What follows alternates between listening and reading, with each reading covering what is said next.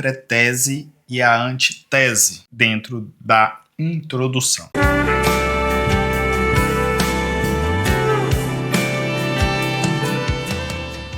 Amém? Estamos de volta agora com a pretese e a antitese. Estamos dentro das partes de um sermão e estamos dentro da introdução. Aquela primeira parte, aquele primeiro momento em que logo após ler o texto você vai começar a dizer algo para a igreja, com o intuito de tanto preparar a mente, o coração para ouvir o conteúdo da mensagem, que é o corpo do sermão, quanto também para ganhar a atenção das pessoas naquele momento e para dizer para elas, em outras palavras, olha, você precisa ouvir esta mensagem. E hoje estamos aqui diante de algo que é a antitese ou a pré-tese. Lembrando que é algo não tão padrão em um sermão, ou seja, não é algo que você vai sempre ficar fazendo, mas é algo que pode ser transformador para a sua mensagem. E de antemão, já vamos antecipar aqui o que seriam essas duas palavras. De cara, você pode ver que as duas englobam o termo tese. E o que é tese? Então vamos lá. Tese, é importante definirmos tese, que é toda a sua argumentação, que é o que você está defendendo ou sobre o que você está falando. Existe, por exemplo, uma forma de linguagem, em vez de você dizer ideia sermônica ou ideia homilética, é você dizer tão somente tese. Então, a tese é a proposta que você quer pregar no seu sermão, ou o seu alvo. Por exemplo, se você dizer assim, sem fé é impossível agradar a Deus. A sua tese é o quê? É uma defesa de que é necessário ter fé. E de que, sem fé é impossível agradar a Deus, logo precisamos ter fé para agradar a Deus. Tese é isso. É o que você vai defender. Ou, no caso da antitese, é o que você vai combater. Ou que você vai ser contra. Então, a tese é uma ideia que você vai desenvolver. Toda ideia que você vai desenvolver no seu sermão, seja de forma positiva ou de forma negativa, é uma tese. O que é a forma positiva? Por exemplo, olha, nós devemos obedecer a Deus. Isso é positivo. Façamos isso. Mas também existe a forma negativa. Por exemplo, não devemos mentir. Mentira não agrada a Deus. Não devemos mentir. Não devemos. Não é negativo. O que não devemos fazer é uma forma negativa. O que devemos fazer é uma forma positiva. E aqui já fica uma dica para o seu sermão também. Dê sempre prioridade para coisas positivas. Digamos que o seu tópico é assim, não fale mentiras. Fernando, mas eu quero falar sobre isso. Tiro o não e coloco o sim. Fale verdades. Fale somente a verdade. Tenha palavra. Ok?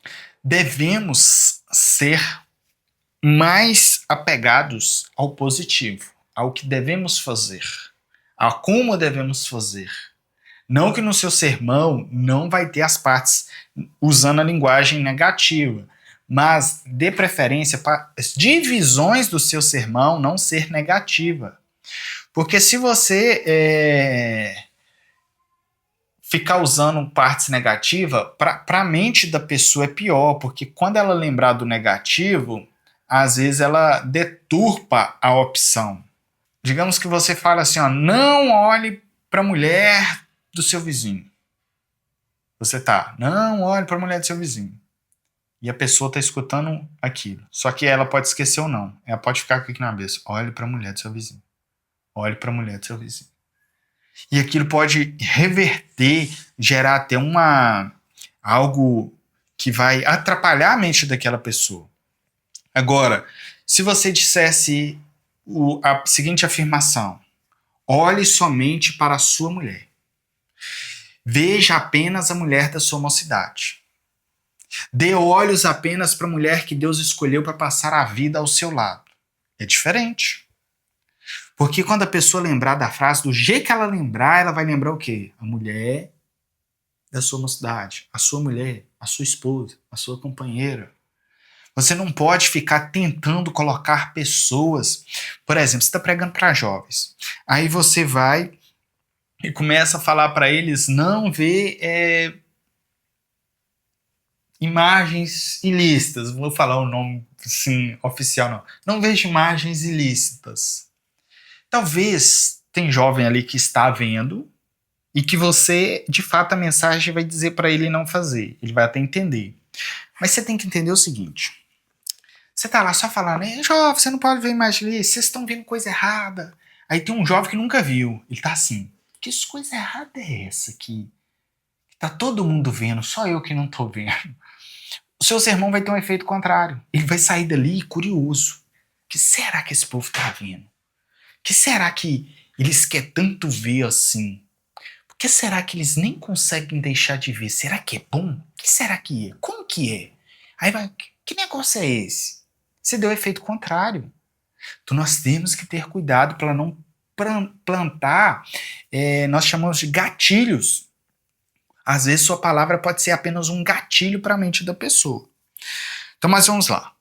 Aqui foi uma dica extra de você não usar, tentar ao máximo não usar linguagens negativas, use positivas. Ao invés de você dizer criança, não chupe esse pirulito todo sujo. É melhor você dar a ele um pirulito limpo, novinho e dizer, criança, você quer um pirulito novinho?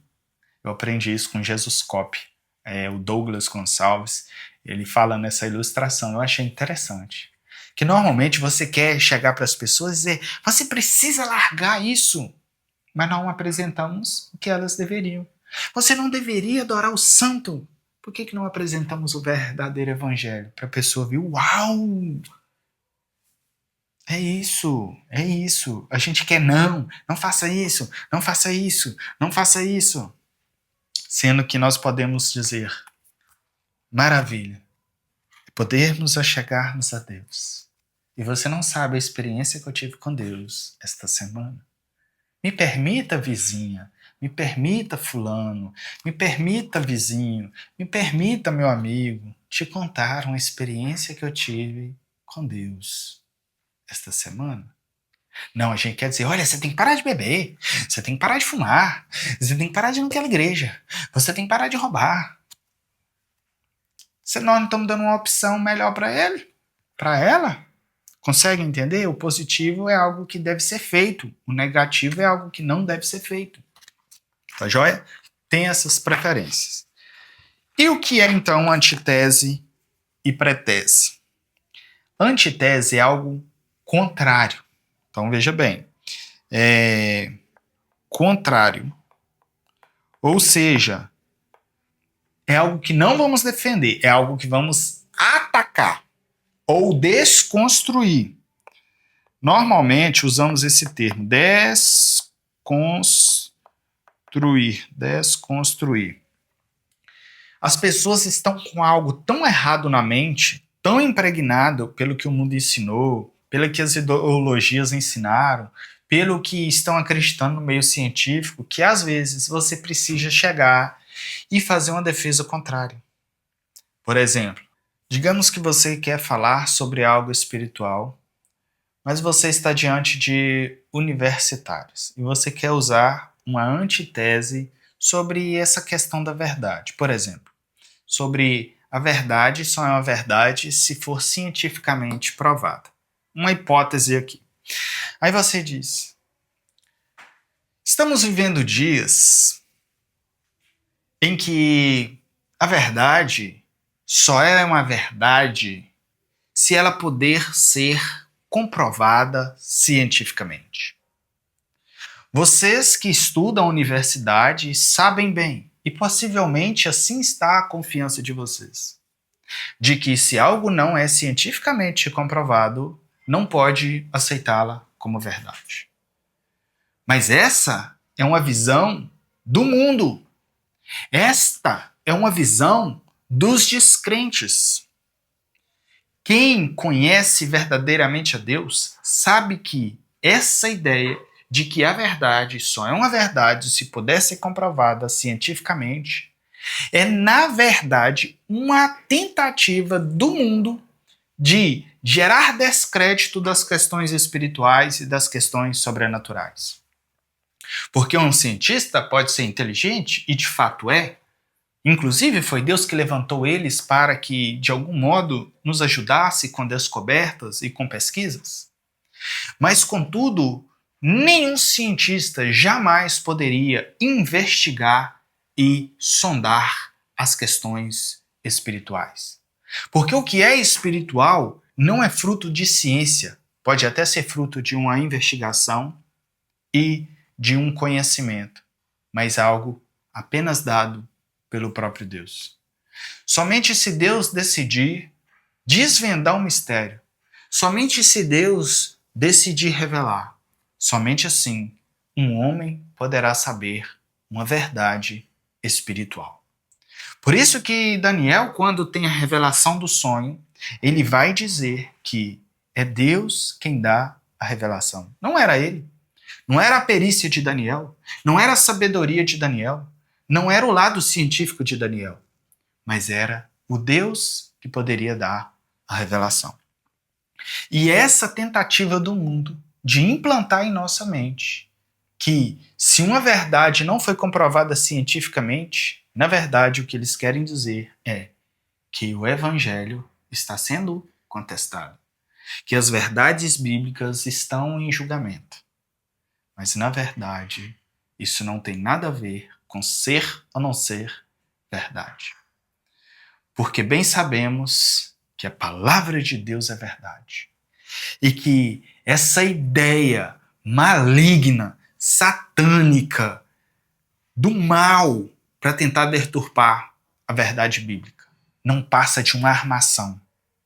Uma armação que veio para destruir vidas. Mas aqui no nosso meio ela não entra, porque nós sabemos que a palavra de Deus é uma verdade.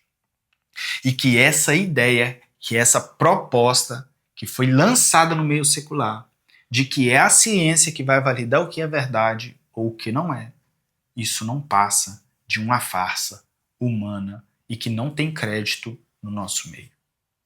E hoje, irmãos, nessa noite, nós vamos estudar sobre verdades bíblicas incontestáveis que todo crente precisa saber. E a primeira verdade bíblica é: a palavra de Deus, ela é verdadeira. Vejamos as Escrituras Sagradas. Ou seja, meu tema é sobre palavras de Deus, meu tema é sobre evangelho, meu tema é sobre questões fundamentais da fé, mas eu escolhi uma antítese para começar a mensagem, e embora o que eu fiz aqui não ficou bonito, porque é improviso, mas quando você vai pregar algo desse tipo, você vai planejar, lembra que a introdução você vai planejar, você vai de fato elaborar bem o planejamento, vai saber bem ali dentro do seu assunto, dentro do seu tema, e você vai falar algo contrário, uma defesa contrária, se for necessário. Lembre que aqui é como se tivesse um contexto, digamos que estivesse circulando uma notícia. Um exemplo só para você entender. Digamos que eu quero pregar sobre a palavra de Deus, sobre a verdade de Deus, exatamente nos dias que estourou uma notícia em que a ciência descobriu algo e que eles estão espalhando. Do jeito que eu falei aqui, é simulado isso, tá bom? E eu quero pregar exatamente para dar ênfase e crédito à palavra de Deus, porque faz parte da nossa pregação isso. Ok? É tirar as distorções que o mundo está trazendo e trazer segurança, paz, conforto para aqueles que estão ouvindo a palavra de Deus. Aí, neste contexto, eu chegar com a antítese dessa e já entrar no sermão vai ser de grande valor. Isso é a antítese. É algo que eu estou desconstruindo ou que eu estou eliminando do meu sermão. Pode ser que sejam apenas uma eliminação. Olha, irmãos, normalmente quando se fala sobre crescimento espiritual, algumas pessoas entendem que estamos falando de cargos eclesiásticos. Isso surgiu na Idade Média devido ao fato de, naquela época, cargos serem comprados e quanto maior o cargo, mais se entendia estar perto da presença de Deus. Mas, contudo, hoje sabemos que o nível espiritual de alguém não tem a ver com essa elevação de cargos, principalmente se estes cargos não foram concedidos por Deus, mas pelo próprio homem. Ou se o homem usou-se das suas próprias mãos para adquiri-los, seja por meio de dinheiro ou por meio de influências externas. Isso não tem nenhum crédito diante de Deus, pois Deus não precisa de ser ajudado.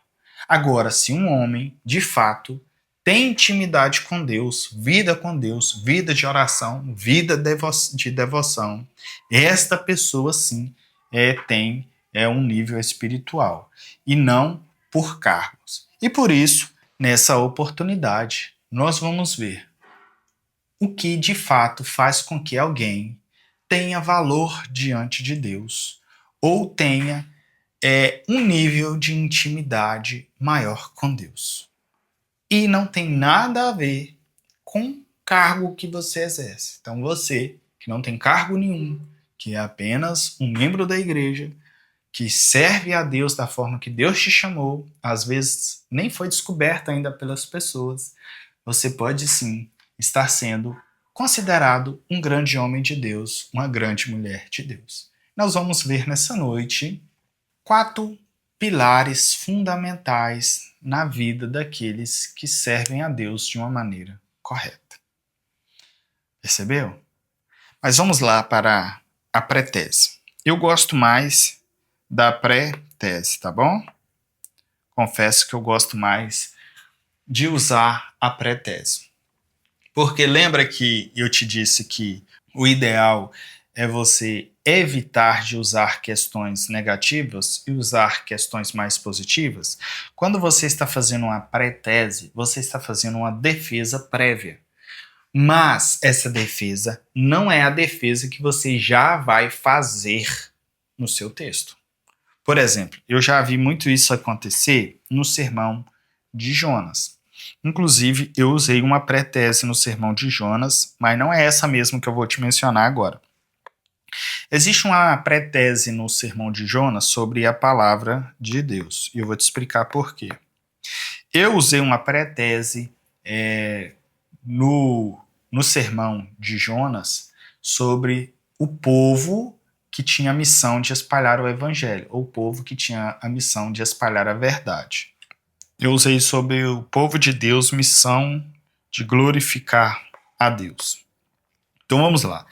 O primeiro que eu tenho mais costume de ouvir é sobre a palavra.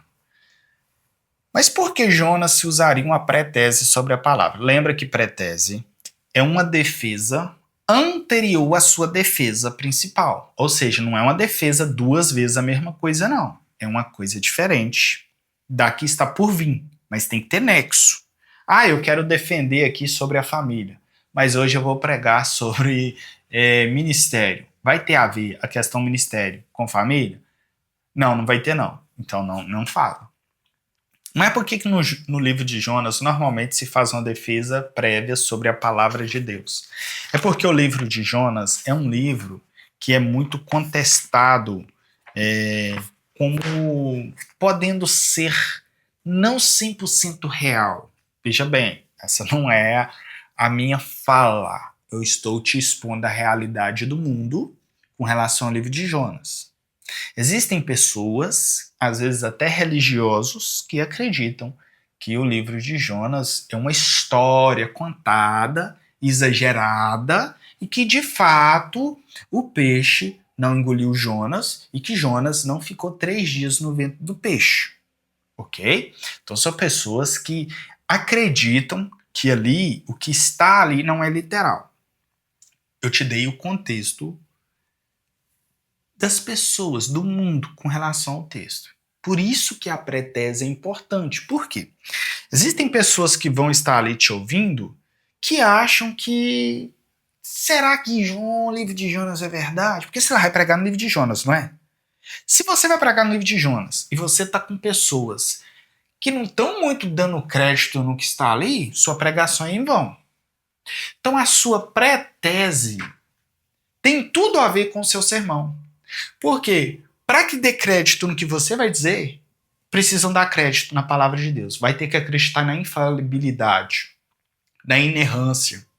E neste caso, você pode estudar dentro da teologia a questão de bibliologia, que é onde você vai ver essas questões da Bíblia Sagrada. O que nós acreditamos na Bíblia Sagrada? Sobre inerrância, sobre infalibilidade, sobre inspiração por Deus. E nós damos crédito total a ela. E aí, existe até uma forma de falar que alguns gostam de usar no livro de Jonas, que é o seguinte. Se a Bíblia falasse que é Jonas que engoliu o grande peixe, nós acreditaríamos, porque nós damos crédito à palavra de Deus. Isso é uma brincadeira que as pessoas acabam fazendo ali. Mas enfim, você vai fazer uma defesa neste momento sobre a inerrância da palavra de Deus, sobre a veracidade da palavra de Deus, sobre o fato de que se está escrito ali que um grande peixe, não é baleia, tá, irmãos? Não é baleia. Um grande peixe engoliu Jonas e ele ficou 3 dias no ventre do peixe. Nós devemos acreditar. E aí você vai falar sobre a palavra de Deus. Você vai estudar sobre ela, vai fazer ali uma pré-tese defendendo a palavra de Deus, sobre que ela é digna de crédito, por que ela é. Aí você pode contar exemplos, você pode contar história, você pode ir em outro texto para defender a palavra de Deus. Por exemplo, Paulo a Timóteo vai dizer que a palavra ela é apta para isso, para aquilo outro. Você pode ir lá e dizer para discernir pensamentos. A palavra é apta para transformar. Quem tem sonho e quem tem a palavra, é mais importante a palavra do que o sonho. Você pode pegar Jesus respondendo, se não me engano, aos saduceus: errais não conhecendo a palavra nem o poder de Deus, porque neste texto, ó, pra você ver, nós poderíamos fazer aqui uma pré-tese da palavra e poder de Deus.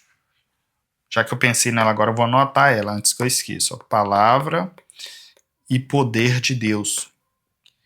Porque para você acreditar no que está escrito no livro de Jonas, você não só tem que acreditar na palavra, você tem que acreditar no poder de Deus. Palavra e poder. É o que Jesus respondeu: errais não conhecendo a palavra nem o poder de Deus. Tem gente que conhece a palavra, eu conheço, mas não acredita no poder. Então acha que Deus não pode operar aqueles milagres, acha que Deus não age daquela maneira. Tem gente que só acredita no poder. Não, Deus vai fazer tudo, e não conhece a palavra.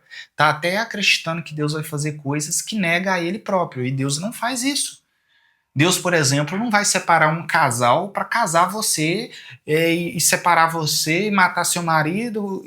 Não existe isso. Isso não é propósito de Deus. Nunca vai acontecer. Nunca na vida. Deus nunca vai fazer isso. Então, às vezes, você está até acreditando, alguém te prometeu, ó, Deus vai fazer isso para fazer isso. E você, eu acredito no poder de Deus, Deus vai fazer mesmo. Só que você não conhece a palavra. Você conhecer essa palavra, você sabe, isso é mentira. Isso é profecia do cão. Isso não é verdade, isso não vai acontecer. Por que não vai? Porque Deus não nega a sua própria palavra. Porque a palavra de Deus é verdadeira, ela é fiel. E Deus dá crédito à sua palavra, Deus sustenta a sua palavra. Consegue entender? Mas, ou seja, pré-tese no livro de Jonas. Qualquer defesa que você vai falar sobre a inerrância da palavra de Deus, sobre que ela é digna de crédito, que tudo que está escrito nela, nós devemos acreditar. Lógico que você não vai terminar sem falar o porquê essa pré-tese. Por exemplo, você está lá fazendo uma defesa, e neste livro, ou você já poderia começar com um motivo. Irmãos, o livro de Jonas é um dos livros que enfrentam grandes discussões e debates sobre sua veracidade, sobre a sua literalidade.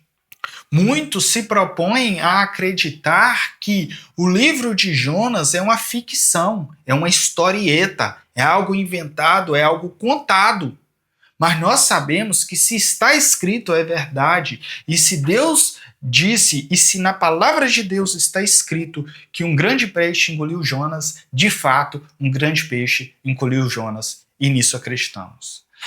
A grande intenção do mundo sempre foi deturpar a palavra de Deus. Eles dizem isso, fazem isso. Aí eu entrei na minha pré-tese. Na verdade, até usei uma antitese aqui misturada, que é o que eles pensam, mas o meu foco é fazer a defesa, por isso que é chamado de pré-tese. Eu vou estar sempre defendendo que a palavra de Deus, ela é necessária, que digna de crédito, de grande valor, de grande importância.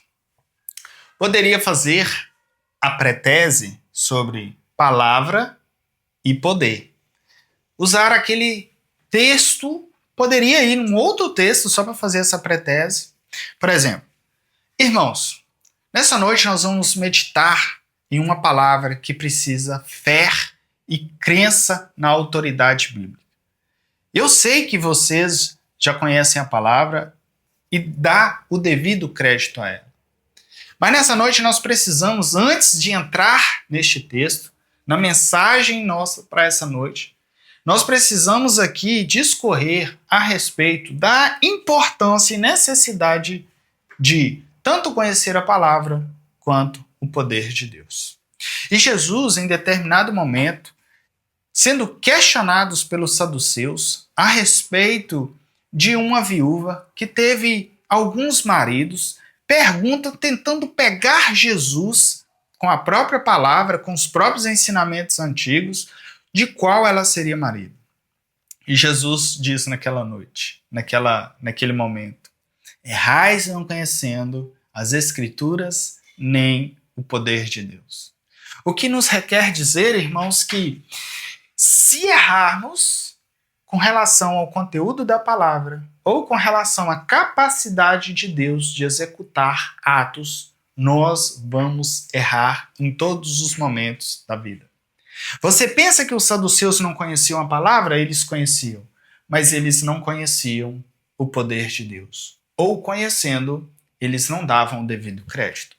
E quem são os saduceus? Saduceus são aqueles que não acreditam em mundo espiritual, não acreditam em anjos, nem em demônios, nem na vida após a morte. Por isso, qualquer coisa que a palavra de Deus ensinasse a respeito dessas questões, eles não dariam o verdadeiro crédito. Mas nós bem sabemos que todas essas coisas são verdadeiras, são dignas de crédito. E ao entrar neste texto, nós já precisamos entrar aqui com uma fé, com uma crença, com uma autoridade das Escrituras saltando aos nossos olhos e com o poder de Deus em vista. Pois só existe um modo de entender o livro de Jonas. É entender que o poder de Deus está acima de todas as coisas. É entendendo que Deus pode fazer algo que nunca foi visto na história. Inclusive, o livro de Jonas é de grande influência e de grande conhecimento, exatamente por Deus decidir fazer algo uma única vez. Mas o livro de Jonas não é apenas uma narrativa, não é apenas uma história criada, pois o próprio Jesus disse que ele daria apenas um sinal àqueles que te pediram um sinal. Jesus disse: eu darei apenas o sinal de Jonas, que seria referente a estar 3 dias dentro do seio da terra, assim como Jonas esteve 3 dias no ventre do peixe. Se a história de Jonas fosse uma história contada, Jesus não teria usado ela como exemplo. Jesus testifica a respeito da história de Jonas. E ainda que ele não tivesse feito isso, o próprio fato de crermos na palavra de Deus, de conhecermos a palavra de Deus, sua fonte, sua autoridade, e de conhecermos o poder de Deus, já é suficiente para acreditarmos e para darmos o devido crédito de que, se Deus disse, é verdade, se está escrito, é digno de crédito, e se a palavra de Deus nos disse algo, por mais que seja estranho demais ou pesado demais, é verdade. Por isso, irmãos, tendo em vista que a palavra de Deus e o poder de Deus é totalmente possível nos garantir a veracidade do que está escrito no livro de Jonas, nós vamos meditar neste incrível texto nessa noite. E vamos aprender lições importantíssimas sobre as fases na vida de Jonas. para que nós possamos identificar essas fases em nossas vidas e em nosso ministério, e assim podermos seguir nossa caminhada de uma forma agradável e satisfatória diante de Deus. Amém? E a primeira lição que nós tiramos do livro de Jonas é: eu acredito que, por mais que ficou aqui um pouco cansativo, eu confesso que ficou um pouco cansativo, porque é muito difícil ilustrar algo assim, sabe? Ao mesmo tempo ilustrando e te dizendo como que faz e tentando te dar um exemplo, misturando com diálogo. Mas eu tenho uma convicção de que na hora que você ouvir sermões a partir de agora, é isso que eu quero inicialmente. Eu não quero que você use a pré-tese e a antitese sem conhecer. Eu te disse o que é, eu te dei uma ideia do que é. E a partir de hoje, na hora que você ouvir sermões, e já vou te dizendo algo, não é qualquer sermão que você vai ouvir isso. São sermões de alto padrão. Houve uma conferência, algum evento. Normalmente são sermões aí de 1 hora 10, 1 hora e 20, 50 minutos. Daí para cima, normalmente, você vai ver a pré-tese e a antitese. E observa como foi que o pregador começou. Ele começou combatendo algo? Opa, ele está usando uma antitese. E aí você vai perceber o impacto que teve. Aí você vai analisar. Foi bom? Foi ruim? Segurou as pessoas até o final? Ajudou a esclarecer? Deu mais ênfase? Agregou? Porque às vezes foi só para fazer. E só para fazer não adianta. Tá bom? Então analise esses fatores, se foi bom. Do mesmo modo, a pré-tese. Você viu alguém fazendo uma defesa antes. A pessoa está falando sobre a palavra de Deus, e de repente ela entra no texto, vai falar sobre testemunho. Aí você tem que entender se ela usou uma pré-tese ou se de fato ela ficou vagando sem saber para onde estava indo. É diferente. Quando a pessoa faz uma antitese e uma pré-tese, primeiro, é na introdução, e ela é muito direta na tese ou na pré-tese, ou na tese que ela está defendendo, ou na tese que ela está desconstruindo. Ela é muito enfática naquilo, e você vê a hora que ela sai, a hora que ela abandona aquilo, a hora que ela muda para o corpo do sermão e ela abandona aquela antitese e aquela pré-tese. Essa, diferente da ilustração, não acompanha o seu sermão. Você não vai ficar retomando aquela ideia, não. Tá bom? Não fica retomando. Normalmente não. Não é o propósito, pelo menos. Não que você não possa, não faz parte do propósito. Não está no nosso cronograma, no nosso calendário, ficar retomando essas ideias. Mas, em alguns casos, você vai poder querer fazer isso. Após ouvir algumas pessoas pregando e usando tanto a antitese quanto a pré-tese, ou se você já te deu uma luz e você já até lembra de algum caso que você já ouviu e você se sente confiante para praticar, comece e veja, né, ali tem essa noção de como que vai ficar, mas seja prudente, não gaste tempo demais. Normalmente, quando você usa uma antitese e uma pré-tese, ela consome um pouco mais do seu sermão. Aí você tem uma liberdade um pouco maior de estender aqueles 10% que eu te disse. Mas também não pode chegar a 50%.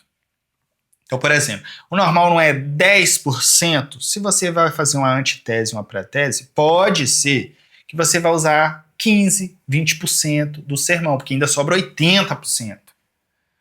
E digamos que a sua conclusão vai ser um pouco mais rápida, você não vai usar nem 10%, então sobraria ali em torno de 70% a 75% para o corpo do sermão.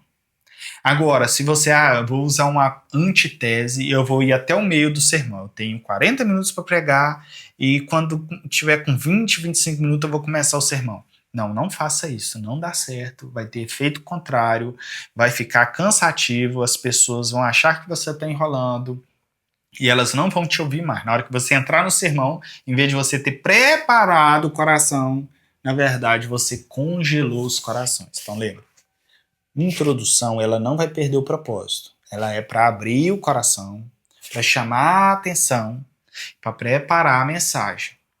Então, a antitese ou a pré-tese também vai ter esse esse fundamento. Você vai entrar combatendo algo que vai trazer as pessoas junto com você. Ou você vai entrar defendendo algo que vai trazer as pessoas junto com você. Qual é o benefício, então, desses dois que eu te falei, a pré-tese e a antitese? Primeiro, que você muda o assunto depois de um certo tempo. Isso recomeça de novo e dá um senso de enfado menor. Por isso que é muito usado em sermões muito longos. Por quê? A pessoa está meia hora te ouvindo já e você começa algo, entre aspas, novo. E vai pregar mais 1h10. Ou seja, vai pregar 1h40, mas você não ficou 1h40 dentro da mesma questão. Porque você usou ali cerca de 30 minutos numa pré-tese ou numa antitese. Então tem esse efeito, tem esse lado bom. Outro lado bom é que se você tem muito tempo para pregar e não teria argumento suficiente, você vai tratar de um assunto e depois vai começar o seu sermão do zero, entre aspas, do zero. Você vai ter mais argumento, mais assunto, sem ser tão enfadonho, e isso pode ser útil para você também. Amém? Tome cuidado. Eu te ensinei algo aqui que não é muito de iniciante. Ou melhor, tentei te ensinar, porque é algo um pouquinho mais complexo. Eu tentei te falar um pouco aos arredores, para você ter noção do que é, para você começar a sondar e observar. Eu já usei, inclusive eu falei que ia falar, né? O que eu usei aqui em Jonas foi o povo de Deus, missão de glorificar a Deus. A pré-tese que eu usei no meu sermão foi sobre a história da igreja, sobre o povo que tinha a missão de glorificar a Deus, de levar a palavra de Deus, e que este povo era o povo judeu, e que eles cumpriram de certo modo, porque na plenitude dos tempos, quando tudo está preparado para receber o evangelho, os judeus ajudaram com as sinagogas, com a esperança do Messias, com o Antigo Testamento, enfim, com a crença em um único Deus, entre algumas outras coisas que eles contribuíram para a história da igreja cristã. E mais eu disse que no tempo antigo, quem tinha a missão de glorificar a Deus, de espalhar a palavra, a promessa de Deus, dar bom testemunho, ser luz do mundo, era o povo judeu. Que embora hoje somos nós, que por muitas vezes também não estamos cumprindo bem o ministério. Mas naquele tempo eram os judeus. E aqui estamos diante de um homem que não só é um judeu, mas era um profeta que ouvia a voz de Deus, que tinha uma missão extraordinária de espalhar a verdade de Deus, de glorificar Deus. Mas ele está em uma situação em que ele não está fazendo isso. Este é o profeta Jonas, com uma missão extraordinária, mas tem algumas questões que estão atrapalhando o seu ministério. Assim como eu e você, por muitas vezes, não estamos glorificando a Deus como deveria, principalmente no exercício do nosso ministério, e nós vamos ver o que aprendemos com Jonas. O que temos a ver com a história de Jonas? Que lições essa história nos ensina? É lógico que muita coisa acontece e isso vai ter efeito no meu sermão. Neste caso, vai ter efeito. Por exemplo, que efeito, Fernando? Na hora que eu chego, naquele momento em que ele está no barco, e que os homens que estão ali, que adoram outros deuses, falam, olha, clama ao teu Deus, talvez ele te ouça. O que eles estão dizendo? Eles estão evangelizando Jonas. Eles estão falando, meu filho, ora. Agora a pergunta é, eles é que deveriam falar para Jonas orar? Eles é que deveriam... Por que Jonas não prega para eles? Por que Jonas não fala assim, olha, vocês estão orando a Deus que não ouve? Vocês nunca serão ouvidos. Por que Jonas não prega para eles? Porque Jonas não está, neste momento, cumprindo a missão. Jonas não está glorificando a Deus. Jonas está fugindo de Deus. E aqueles homens ímpios dão uma lição de moral em Jonas. Jonas tem coragem de falar, eu sou servo do Deus Altíssimo. O Deus que criou os céus, a terra e o mar. Os navegantes deu mais crédito e mais temor a Deus do que Jonas. Eles estão dando mais testemunho do que Jonas. Mas Jonas pertencia ao povo que deveria dar testemunho, que deveria dar exemplo, que deveria glorificar. Então perceba que quando eu fiz a minha pré-tese, ela vai influenciar meu sermão inteiro. Porque neste caso meu, eu posso usar ela para dar ênfase. Ok? Neste caso eu retomei ela em alguns momentos. Não retomando assim, lembra que eu falei no início? Não é isso. Não precisa, porque está na mente do povo. Quando eu digo, este homem que é um profeta, que pertence ao povo, que tinha uma missão especial diante de Deus, não está cumprindo o chamado, porque não está em condição de servo de obediência.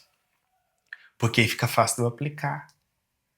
Aí fica fácil de dizer, olha, se eu e você não estivermos debaixo da vontade de Deus, nós não temos coragem de evangelizar ninguém. Assim como Jonas não tem coragem de falar nada com quem está no barco, clamando a outros deuses, nós também não temos condição nenhuma de falar com quem está adorando a outros deuses. E tem mais. E aí, neste caso, eu até contei algo que acontece comigo. No meu próprio trabalho, algumas pessoas me chamaram a atenção de algumas coisas que eu falei, é verdade. Isso é uma verdade minha dentro do evangelho. Mas são ímpios, igual essas pessoas estão dando uma lição de moral em Jonas. E eles não pertencem àquele povo maravilhoso escolhido por Deus. Então existem pessoas que estão fora da igreja nos ensinando algo. Existem pessoas que estão fora da igreja dizendo para mim e para você coisas que nós precisamos mudar. Mas a missão de glorificar a Deus, de espalhar o evangelho, de ser luz, está comigo e está com você. E não é porque estamos sendo envergonhados pelo mundo que nós devemos parar e desistir, mas é para nós acordarmos e voltarmos a cumprir o chamado e o ministério de Deus. Irmãos, eu poderia ficar aqui a noite inteira falando sobre essa influência da minha pré-tese, que foi uma pré-tese, que eu não estou falando algo contrário. Eu fiz um levantamento histórico sobre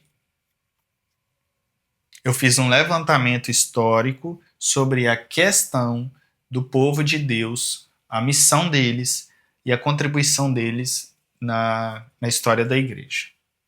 Amém? A intenção era essa. Espero que vá poder dar fruto na vida de vocês. Observem primeiro, para que vocês saibam de fato como que isso acontece. E eu espero sim que vocês colham frutos e frutos maravilhosos da parte de Deus na vida de vocês. Deus abençoe sua casa, seu ministério, seus estudos. Deus te dê condições financeira, espiritual, mental. Dê paciência também, sabedoria e graça. Senhor nosso Deus e Pai, nós te clamamos por nossas vidas, pois somos falhos e pecadores e somos dependentes do Senhor. Meu Deus, às vezes nós não agimos da forma correta, às vezes, ó Deus, somos imprudentes, somos falhos. Clamamos pela Tua graça e nos ajuda, para que sempre que nos propormos a pregar a Tua palavra, o Senhor fale por meio de nós, apesar da nossa limitação. Nós te agradecemos e te pedimos, Pai, em nome de Jesus. Amém.